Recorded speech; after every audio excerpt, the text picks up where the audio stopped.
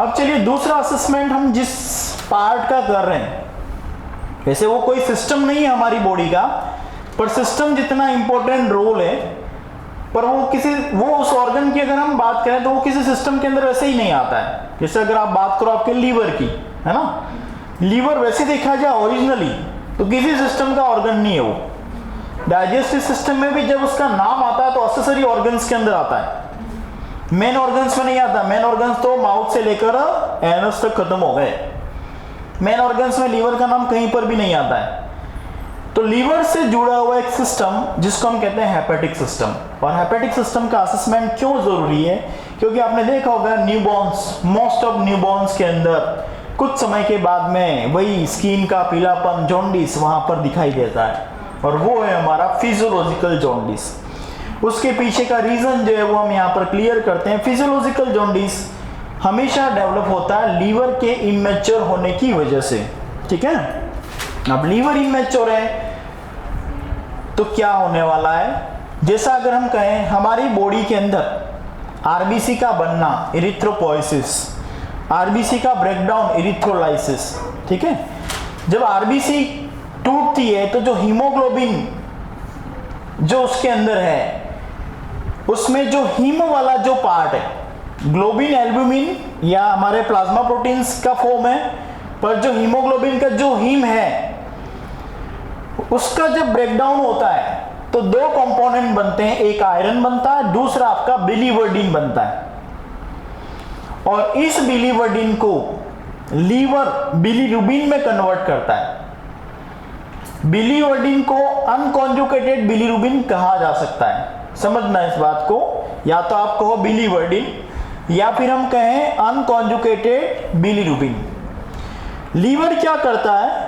उस unconjugated bilirubin को conjugated bilirubin में कन्वर्ट करके जो बन रहा है उसको बाइल के रूप में गॉल ब्लैडर में स्टोर करने का काम करता है, ठीक है। और जब आवश्यकता होती है डाइजेशन में तब वो वहां से पैनक्रियाटिक डक्ट या हेपेटोपैनक्रियाटिक डक्ट के द्वारा आता रहता है।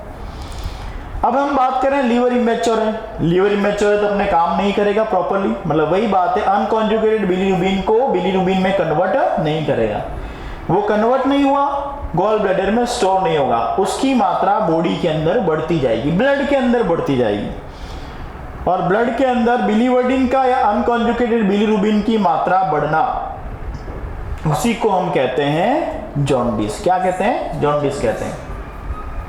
और आपने देखा होगा मोस्ट ऑफ न्यूबॉर्न्स के अंदर फिजियोलॉजिकल जॉन्डिस डेवलप होता ही होता है।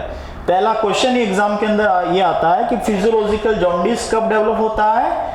24 आवर आफ्टर बर्थ, ठीक है, ध्यान देना, गलत नहीं करना है।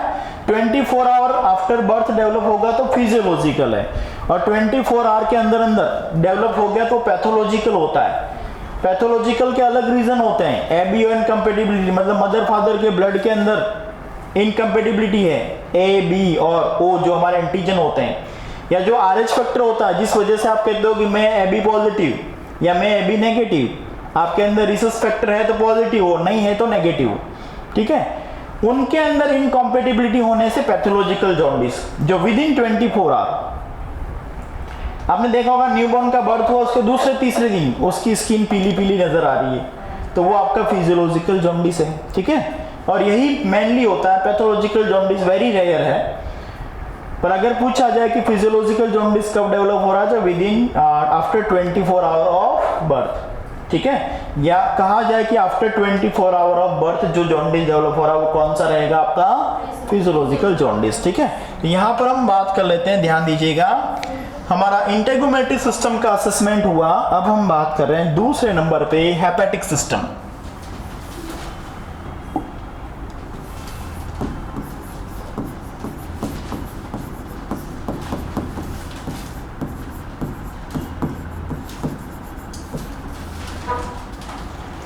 और एज आई टोल्ड यू,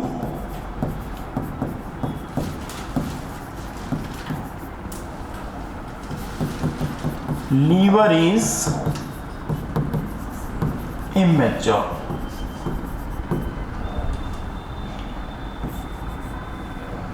और लीवर जब इमेच्योर रहेगा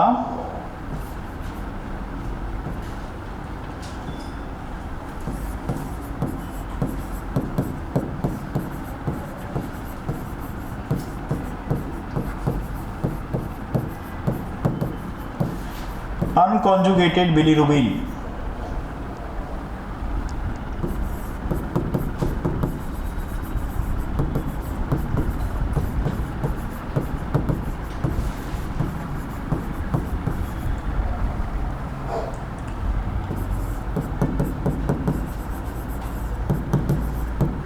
और जब ऐसा होगा तो जॉन्डिस डेवलप होगा।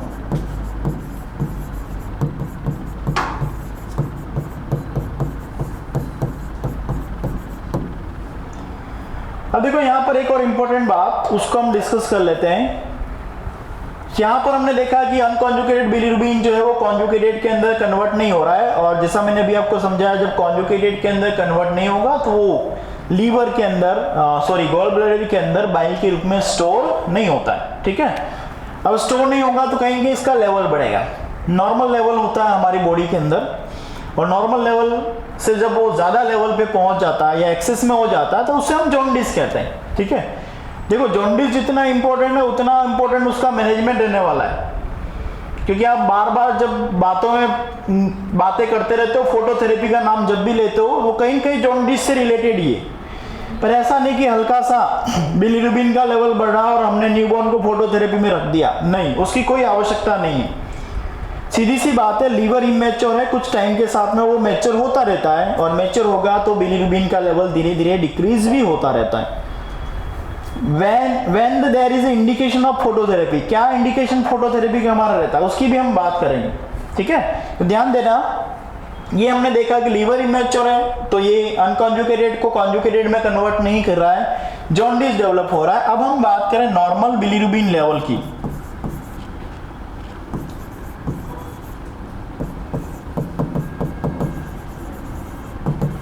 सबसे पहले तो ये देख लेते हैं, और उसकी अगर हम बात करें इन एडल्ट,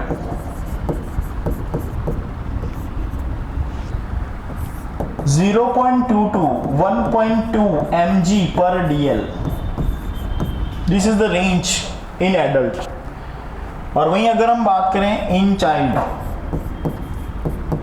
या न्यूबॉर्न, ज्यादा करेक्ट रहेगा, इन न्यूबॉर्न,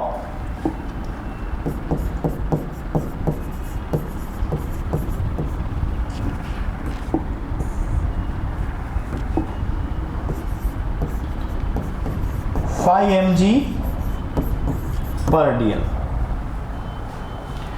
अब देखो ये नॉर्मल बिलीरुबिन लेवल है आपका, जिसके अंदर आपने देखा नॉर्मल बिलीरुबिन लेवल एडल्ट के अंदर ये है, न्यूबॉर्न के अंदर ये है। अब समझिएगा इसको। अब जैसे हम बात करें लीवर इमेच्योर है, और लीवर इमेच्योर होने की वजह से देखो कई बार प्रीटर्म बर्थ हो जाते हैं। पैथोलॉजिकल का कोई इंपॉर्टेंट रोल नहीं है, हम यहाँ पर फिजियोलॉजिकल जॉन्डिस की बात कर रहे हैं। कभी कभी प्रीटर्म बर्थ होते हैं, और प्रीटर्म बर्थ देखो हमारी बॉडी के मोस्ट ऑफ ऑर्गन अगर हम बात करें तो एट बर्थ इमेच्योर ही है ना। जैसे आपके लंग्स भी कई केसेस के अंदर इमेच्योर रहते हैं, आपका लीवर इमेच्योर है, हमारे सीएनएस की बात करें, सेंट्रल नर्वस सिस्टम की, तो बर्थ के 1 साल के बाद तक वो मैच्योर नहीं होता है। 1 साल की एज में जाके वो मैच्योर होता है सीएनएस, सेंट्रल नर्वस सिस्टम। हम देख रहे हैं मोस्ट ऑफ ऑर्गन्स इमेच्योर है। अब यहाँ पर हम देख रहे हैं कि नॉर्मल बिलीरुबिन का लेवल ये है, अगर इससे ज़्यादा बढ़ गया, अब एडल्ट को भूल जाओ, ये तो केवल आपके याद रखने के लिए था। अब हम बात कर रहे हैं न्यूबॉर्न के अंदर 5 mg per dl होना चाहिए, और इस 5 mg per dl से ज़्यादा है तो हम कह सकते हैं कि बिलीरुबिन का लेवल बढ़ा हुआ है, और उसी को हम क्या कहते हैं, जॉन्डिस। अगर हम बात करें जॉन्डिस का मतलब क्या है, जॉन्डिस मीन्स वही इंक्रीज बिलीरुबिन लेवल।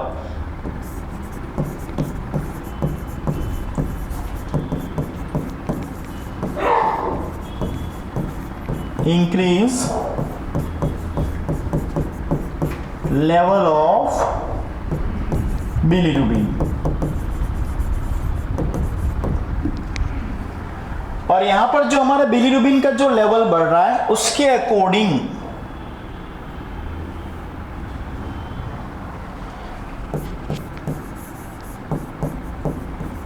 टाइप्स की बात करें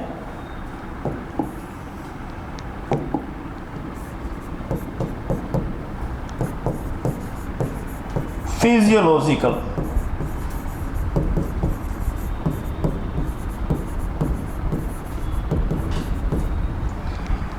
और first important thing about physiological that is, यहां पर स्टार लगा देना, अकर आफ्टर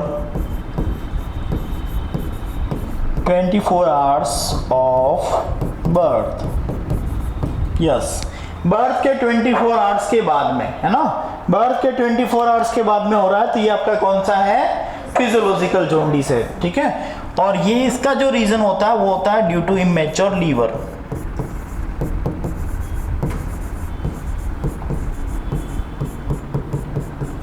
यस, लीवर के इमेच्योर होने की वजह से।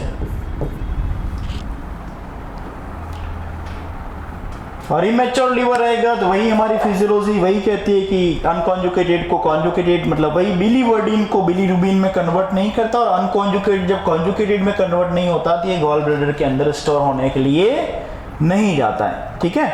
अब यहाँ पर हमने देखा फिजियोलॉजिकल जॉन्डिस हमारा वो है जो बर्थ के 24 आवर के बाद में हो रहा है, और इमेच्योर लीवर इसका एक रीजन है, ठीक है। अब यहाँ पर लीवर इमेच्योर है, फिजियोलॉजिकल जॉन्डिस डेवलप हो गया, पहला टाइप है। अब हम बात करें हमारा इसके अंदर जो मैंने अभी आपको बताया कि एक होता है हमारा पैथोलॉजिकल जॉन्डिस,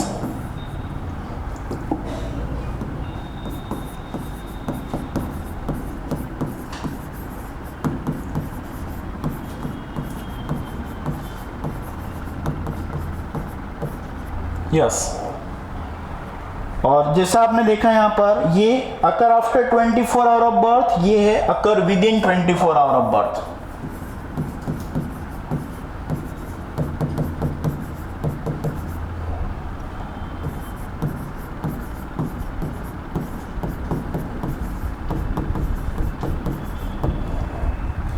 और जैसा आपने देखा यहाँ पर ड्यू टू इमेच्योर लीवर है, यहाँ पर हम बात करें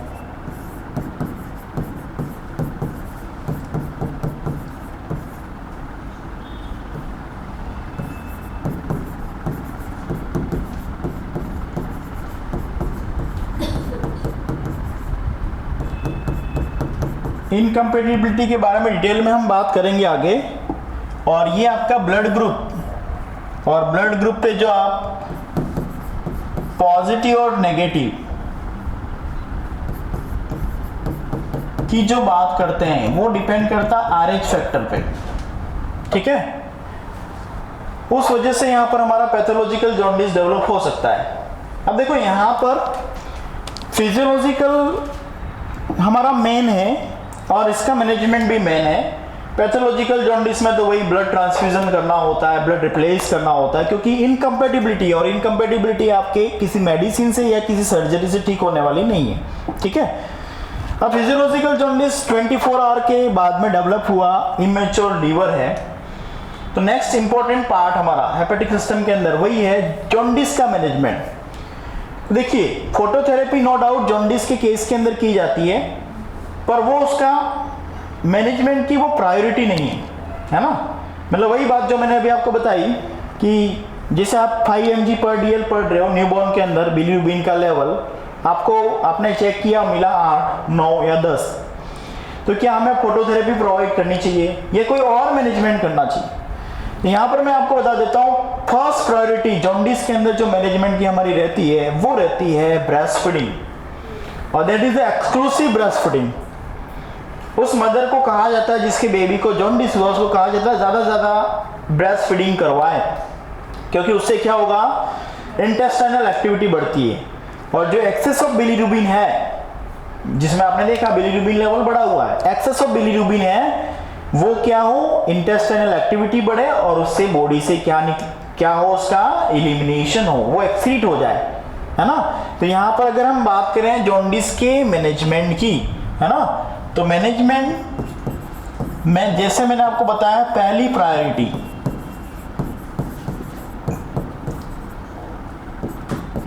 वो है आपकी एक्सक्लूसिव ब्रेस्ट फीडिंग।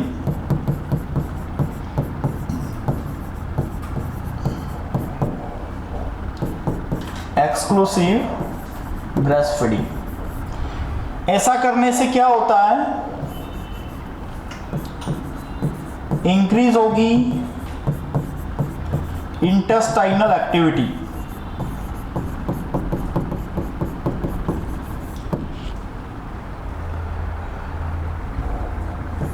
और इंटेस्टाइनल एक्टिविटी बढ़ेगी तो कहीं ना कहीं एक्सक्रीशन होगा।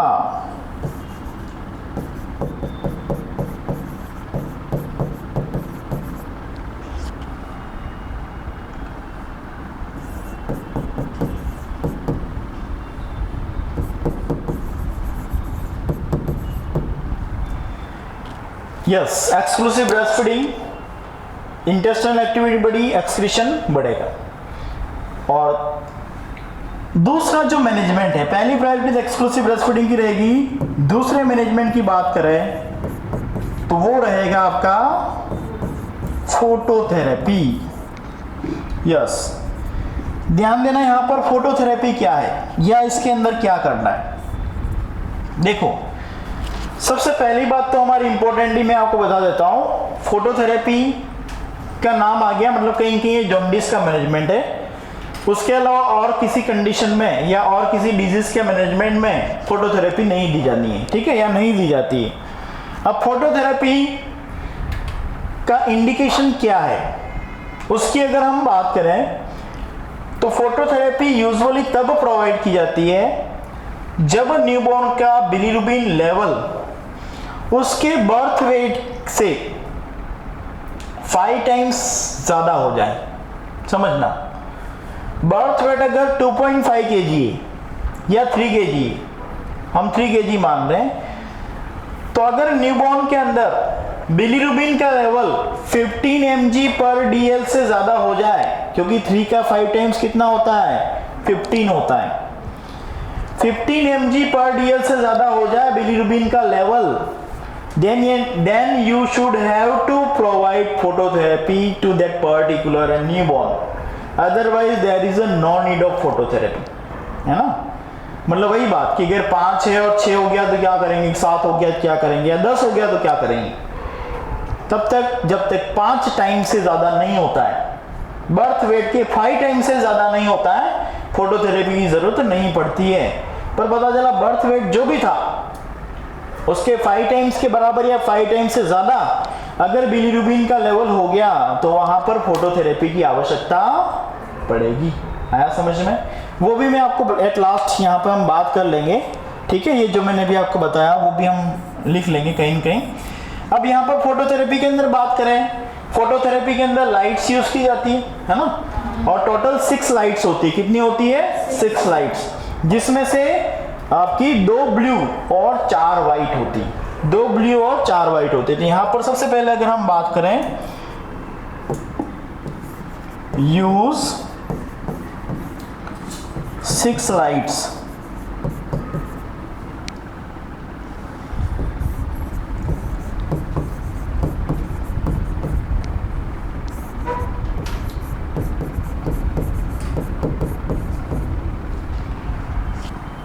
Yes, 2 blue and 4 whites. अब जैसा मैंने आपको बताया वही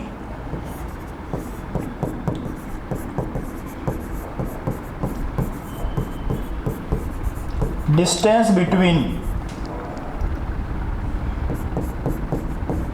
newborn and phototherapy lights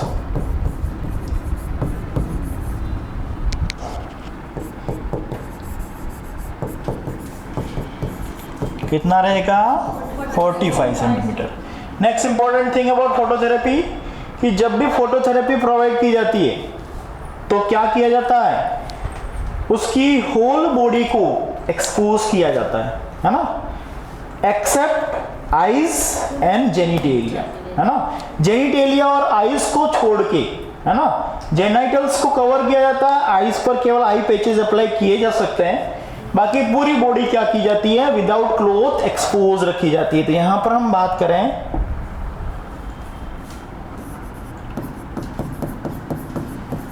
expose whole body,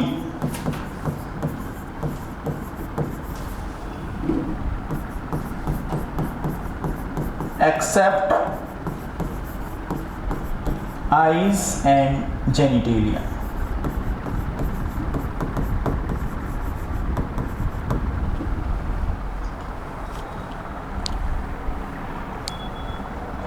अब देखो यहां पर जैसा मैंने आपको बताया जेनिटल्स को कवर रखा जाता है, आई पैचेस अप्लाई किए जाते हैं, और जब भी आप फोटोथेरेपी प्रोवाइड करते हैं तो टाइम टू टाइम स्किन की इंटेग्रिटी चेक करनी ज़रूरी होती है, नहीं तो पता चला अगर मोर देन नीड, या जिसको हम कह सकते हैं एक्सेस, है ना, मैं अपने फोटोथेरेपी प्रोवाइड कर दी तो कहीं कहीं ये भी कॉम्प्लिकेशन कोज करता है। क्या कोज करता है? कॉम्प्लिकेशन कोज करता है।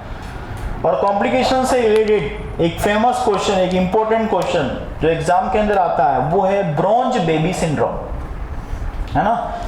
आपसे पूछा जाएगा फोटोथेरेपी का कॉम्प्लिकेशन क्या है, आपको ऑप्शन में ढूंढना पड़ेगा ब्रॉन्ज बेबी सिंड्रोम कहाँ लिखा है। आपसे पूछा जाएगा ब्रॉन्ज बेबी सिंड्रोम किसका कॉम्प्लिकेशन है, आपको आंसर में ढूंढना पड़ेगा ऑप्शन में फोटोथेरेपी कहाँ लिखा है, ठीक है। तो यहां पर अगर हम बात करें फोटोथेरेपी के कुछ कॉम्प्लिकेशंस की,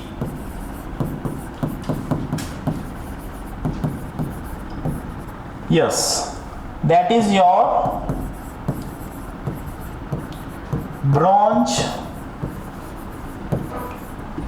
बेबी सिंड्रोम। वेरी इंपॉर्टेंट, कहीं बार एग्जाम के अंदर ही आया है।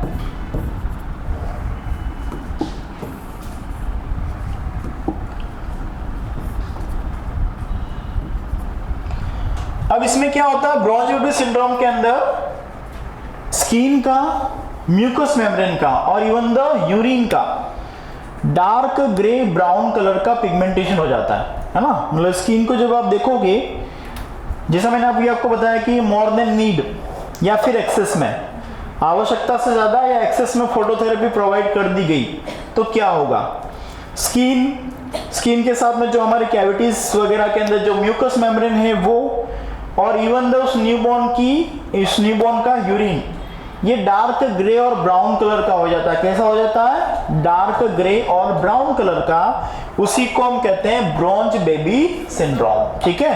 तो यहां पर जैसा मैंने आपको बताया, that is dark grey,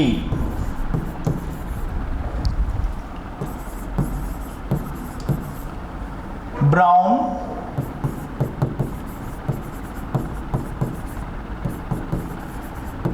pigmentation of skin, mucosa and urine, तीनों का हो जाता है ना, skin, mucosa and urine following phototherapy, phototherapy की वजह से। यस, डार्क ग्रे या ब्राउन पिगमेंटेशन, हाइपर पिगमेंटेशन जिसको आप कह सकते हैं, स्किन, म्यूकोजा, यूरिन का फॉलोइंग फोटोथेरेपी क्या कहेंगे? ब्रॉन्ज बेबी सिंड्रोम कहते हैं, ठीक है। और दूसरा, वैसे फोटोथेरेपी का कॉम्प्लिकेशन तो नहीं है, पर ओवरऑल अगर हम देखें लीवर के इमेच्योर होने की वजह से ब्लीडिंग डिसऑर्डर्स डेवलप होते हैं। उसका रीजन मैं आपको बता देता हूं। देखो, कुछ क्लोटिंग फैक्टर ऐसे होते हैं जिनके बनने के लिए विटामिन के जरूरी होता है, हाँ, विटामिन के। अब विटामिन के जरूरी है तो देखो, एक तो विटामिन के हमारी बॉडी में लीवर बनाता है, मैंने आपको जब आई इंस्टिलेशन और विटामिन के बारे में बताया तब भी बताया था। एक तो हमारा लीवर बनाता है, दूसरा या तो हम फूड और फ्लूइड के द्वारा ले सकते हैं, और तीसरा जो इंजेक्टेबल के अंदर आपने न्यूबॉर्न को दिया था, ठीक है। लीवर इमेच्योर है, ब्लीडिंग डिसऑर्डर्स डेवलप होंगे, और ब्लीडिंग डिसऑर्डर्स डेवलप होने का रीजन होता है हमारे विटामिन के की कमी होना, और विटामिन के की कमी होगी तो कुछ क्लोटिंग फैक्टर जैसे दूसरा, 7वां, 9वां और 10वां, ये कुछ क्लोटिंग फैक्टर ऐसे होते हैं जो विटामिन के डिपेंडेंट होते हैं, और विटामिन के डिपेंडेंट होने की वजह से वो विटामिन के की कमी रहेगी तो क्या होंगे? नहीं बनेंगे, और वो नहीं बनेंगे तो ब्लड क्लोट नहीं होगा, तो क्या होगा? ब्लीडिंग डिसऑर्डर्स डेवलप होगा, ठीक है। तो फोटोथेरेपी का कॉम्प्लिकेशन पूछा जाए तो ब्रॉन्ज बेबी सिंड्रोम ही है, ठीक है, और यही मेनली एग्जाम के अंदर आता है और यही पूछा जाता है। पर लीवर के इमेच्योर होने की वजह से ब्लीडिंग डिसऑर्डर आपके डेवलप हो सकते हैं, तो वो हमने तब भी देखा था, यहाँ पर भी ओवरऑल मैंने आपको बता दिया। और उसका रीजन यही है कि विटामिन के नहीं बनेगा, और विटामिन के क्यों दिया जाता है उसके पीछे भी रीजन ये है क्योंकि लीवर बना नहीं रहा है, ठीक है। और लीवर बना नहीं रहा है तो वही जो विटामिन के पे डिपेंडेंट होकर जो क्लोटिंग फैक्टर बनते हैं वो नहीं बन पाते, तो उस वजह से जो है वो आपकी ब्लीडिंग डिसऑर्डर या कंडीशन जो है वो डेवलप होती है, ठीक है। तो ये बात हो गई हमारी bronze baby syndrome, that is important. dark gray brown pigmentation of skin mucosa and urine following phototherapy, that is the complication। और जो मैंने अभी आपको बताया था उसको एक नोट डाल के हम यहाँ पर लिख लेते हैं, phototherapy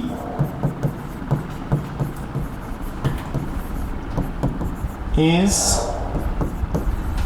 provided when bilirubin level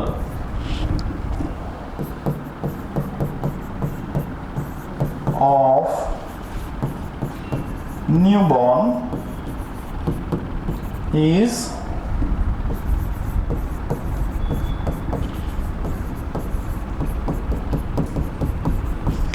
more than 5 times of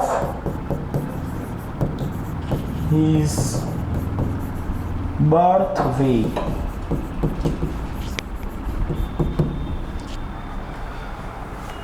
yes, that is the indication of phototherapy. ये हमारा फोटोथेरेपी का क्या है, इंडिकेशन है, ठीक है। Yes, so this is the assessment, ध्यान दीजिएगा, this is the assessment of your hepatic system. जैसा हमने कहा इंपॉर्टेंट इंटेगोमेट्री सिस्टम का असेसमेंट देखा, जिसमें आपने lanugo vernix cases of birth marks के बारे में बात की। हेपेटिक सिस्टम के असेसमेंट में मेनली हमारी बात हुई जॉन्डिस की, है ना, या लीवर के इमेच्योर होने से रिलेटेड मैनेजमेंट इंपॉर्टेंट है। मतलब अगर केवल कहा जाए कि जॉन्डिस का मैनेजमेंट क्या रहेगा, एक्सक्लूसिव ब्रेस्ट फीडिंग और फोटोथेरेपी दोनों ऑप्शन में है, तो ब्रेस्ट फीडिंग ऑप्शन जाएगा। ध्यान देना, पहली प्रायोरिटी ब्रेस्ट फीडिंग की रहेगी। ऑप्शन में ब्रेस्ट फीडिंग नहीं है, फोटोथेरेपी, तो फोटोथेरेपी जाएगी, ठीक है। पर ध्यान देना, अगर पहली प्रायोरिटी पूछी जाए तो एक्सक्लूसिव ब्रेस्ट फीडिंग, और उसके बाद की जो रहेगी वो रहेगी आपकी फोटोथेरेपी, ठीक है। So this all about the hepatic system.